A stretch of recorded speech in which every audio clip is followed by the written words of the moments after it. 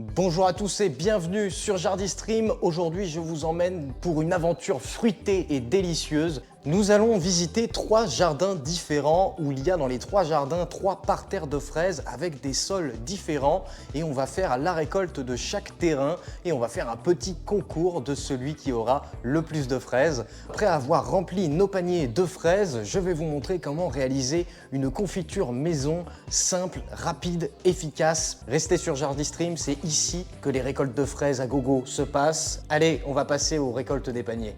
Ici, nous sommes sur un terrain très argileux. La terre, c'est essentiellement de la glaise. Et vous voyez que quand même, les fraisiers se portent très bien dans ce petit parterre. On a beaucoup de fleurs et on a des petites fraises qui sont bien rouges, prêtes à être cueillies là. Alors là, ce que vous voyez, c'est en fait une petite couche de paillage. Donc là, on était plutôt sur un paillage carboné avec des épines, des tas de branches, etc. Et on voit en fait que quand le paillage se décompose, on commence à avoir vraiment une couche de matière organique noire. Et ça, en fait, c'est de la très bonne terre qui va pouvoir booster en fait la production de vos fraisiers. Et comme quand je vous disais que la terre était très argileuse, et bien effectivement, la terre de départ, quand on creuse un petit peu, hop là. Donc voilà. Et encore là, on voit que les apports de matière organique ont commencé, les vers de terre ont commencé à faire le travail et à mélanger tout ça, puisque vraiment la terre de départ, elle n'a pas cette couleur-là. Et là, au bout de 2-3 ans d'apport de matière organique, la terre, elle est quand même très argileuse, mais les fraisiers se plaisent dedans. Donc là, on voit bien.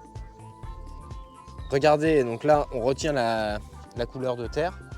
En 2-3 ans, la terre, elle était comme ça, et avec des apports de matière organique et le non-travail du sol et le mélange des vers de terre, eh bien ça l'a fait. Donc ce qu'il faut retenir, c'est que ce parterre de fraisier-là, il a été réalisé au début, la terre, elle était comme ça. Les plants de fraisier se plaisent dans tous les sols et c'est très facile de les cultiver, donc je vous invite chez vous à reproduire la technique suivante, c'est-à-dire une petite dose de compost suivie d'un paillage plutôt du copeau de bois et après laissez vos petits fraisiers se multiplier et puis après vous aurez un parterre comme ça avec pas mal de fraises. Allez, maintenant on passe à la récolte des fraises, on va voir combien on en a aujourd'hui. Allez, c'est parti.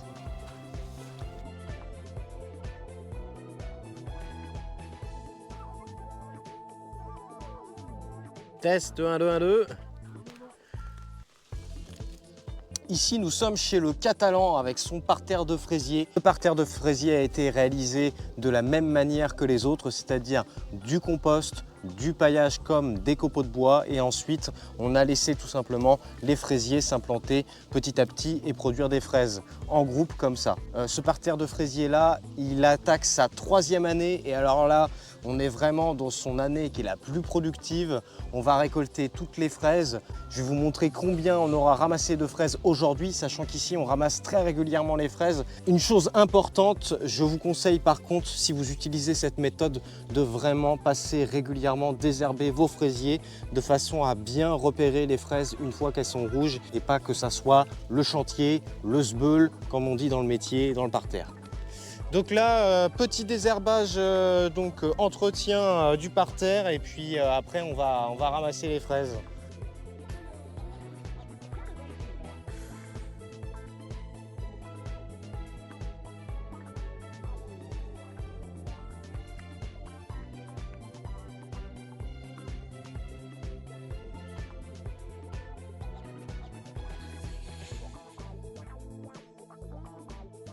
Allez, maintenant que les fraises du jardin du Catalan sont récoltées, on va passer à mon jardin. Donc voici mon premier parterre de fraises.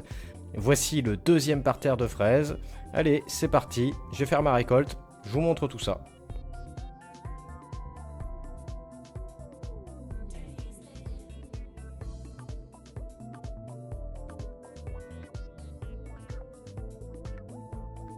Alors, concernant mon jardin, donc alors entre hier soir et aujourd'hui, les 2 récoltes m'ont amené à 1,190 kg. Maintenant, on va passer à la pesée des fraises du jardin du Catalan. Il y en a vraiment beaucoup. Alors, on va commencer par peser les 8 petites barquettes. Allez, c'est parti. Alors, vous voyez pas, mais au final, on a 1,3 kg dans le premier bol. Le deuxième bol, Nous arrivons à 1,211 kg et il en restait encore puisque le bol il était plein quand on l'avait ramené.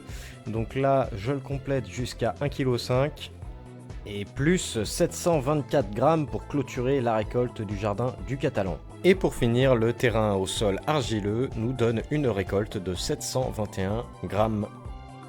Première étape pour faire de la bonne confiture de fraises maison, vous allez d'abord équeuter toutes les fraises. Ensuite, vous allez les passer sous l'eau et vous allez les découper en plein de petits morceaux. Une fois qu'ils sont coupés en plein de petits morceaux, vous pouvez les écraser au presse-purée. Donc là, j'ai pris pour 4 kg de fraises préparées et j'ai rajouté 1 kg de sucre de canne. Vous mélangez tout ça et vous laissez cuire 45 minutes, 1 heure à feu doux. Vous pouvez rajouter du citron pour aider à la conservation de la confiture.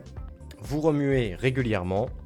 Et voilà, la confiture de fraises est prête et elle sent divinement bon. Maintenant, il ne reste plus qu'à la mettre en pot et les stériliser, une étape essentielle pour pouvoir en profiter longtemps. D'abord, vous versez la confiture chaude dans les pots bien propres en laissant un petit espace en haut. Ensuite, vous vissez bien les couvercles et maintenant, vous retournez les pots à l'envers. En les retournant, la chaleur de confiture va créer un vide d'air, ce qui va aider à la stériliser les pots. Laissez-les reposer comme ça pendant 24 heures. Après ça, vous pourrez les remettre à l'endroit et les stocker. Et voilà, vos confitures sont prêtes à être dégustées quand vous voulez. Merci à tous d'avoir suivi cette vidéo. J'espère que vous allez vous régaler avec vos confitures maison. N'oubliez pas de liker, de vous abonner et de partager cette vidéo si elle vous a plu. N'oubliez pas de promouvoir Jardistream à travers le monde. Merci à tous. Salut!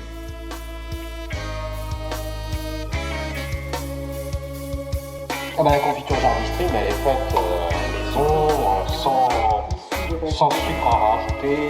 Sans sucre rajouté, ouais, c'est ça. Sans sucre ajouté. Là en Nutri-Score, on est en A. Sachez-le. On a le triple A,